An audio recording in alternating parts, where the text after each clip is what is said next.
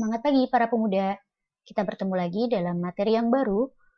Hari ini kita akan membahas mengenai aliran berubah gradual di saluran terbuka.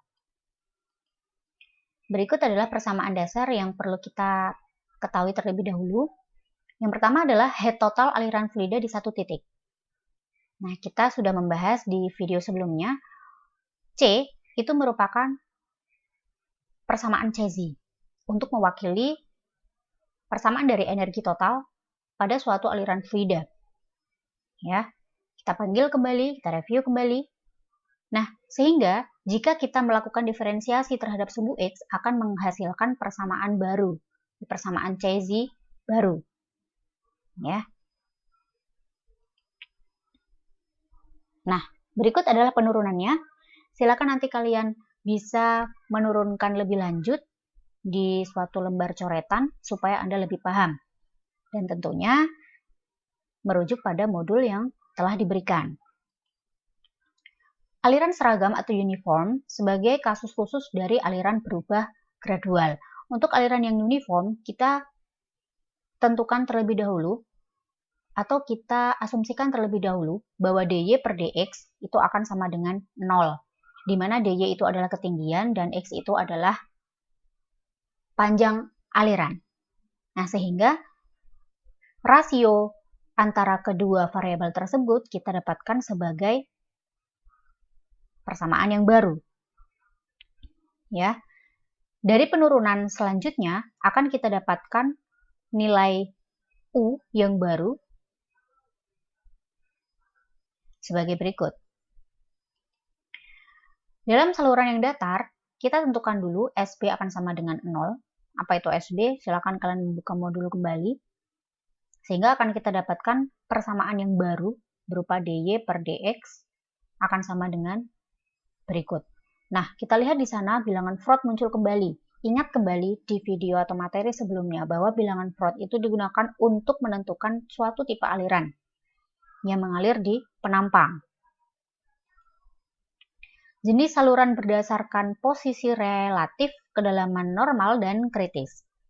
Nah, kita tinggalkan sejenak bilangan Freud untuk menentukan tipe aliran. Sekarang kita ke jenis saluran. Ya, di mana jenis saluran ini terbagi menjadi 3, ada saluran landai, curam, dan kritis. YC kurang dari YN terjadi jika salurannya landai. Jika salurannya curam, YC akan lebih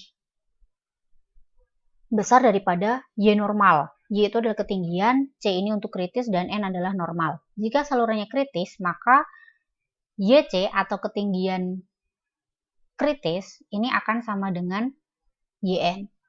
Oke ya. Nah, dari gambar berikut kita bisa mengamati perbedaan dari YC dan YN. Di sana juga ada Y0 dan sepanjang X. X itu adalah panjang alirannya berdasarkan datum. Kemudian kalau Y itu adalah tinggi aliran fluida. Ya, Y0 yang ada di gambar tersebut merupakan kedalaman normal atau tadi kita menotasikannya sebagai YN. Oke ya. Tabel profil kedalaman aliran di saluran yang landai. Ini adalah profil-profil aliran di saluran landai, bisa kita lihat di sana.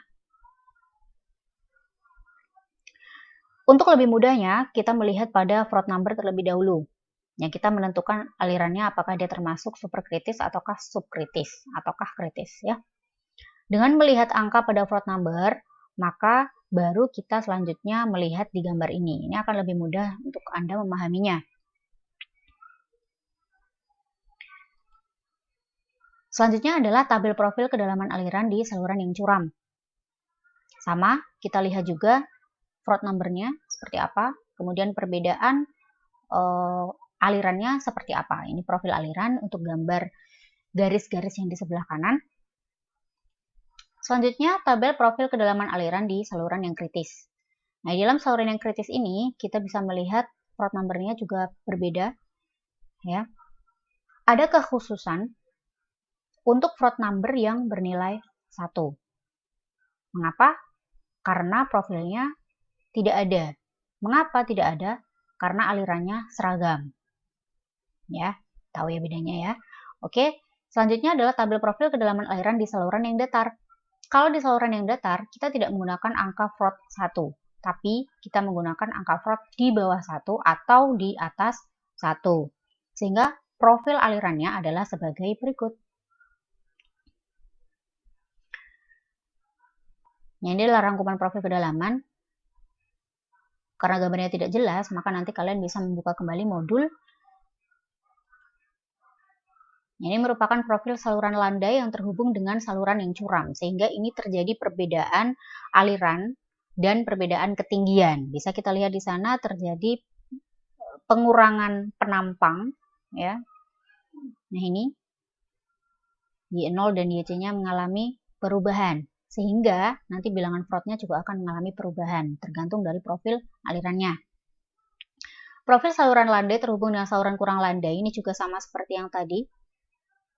Ya, masih sama, akan tetapi ini pengurangannya tidak terlalu signifikan.